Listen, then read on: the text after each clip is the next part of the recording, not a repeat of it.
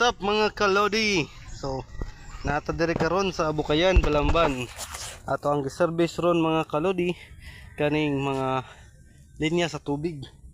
So, ang gipatrabaho sa toa kaning mga tubig diri sa nilabang sa tulay nagbitay. So ato siyang ginana. Gi taod na to siya ilalom sa tulay. Pwede siya maghanging.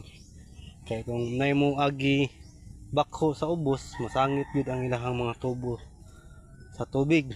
So mao ato ang service mga kalodi. So dara mga kalodi, okay na.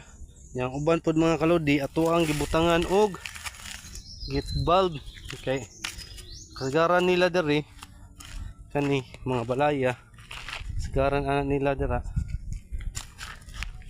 na sila'y trabahoon sa ilahang mga tubig.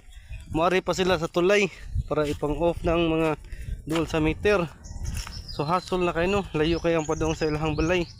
So dool sa ilang balay atong gibutangan og lock para dito na lang isira kung na may service or ayuhon. So inana lang mga kalodi sa mga naay linya sa tubig diha, importante kaayo nga naisarad na para sira sa meter, dool sa meter, napoy para sira dool sa balay.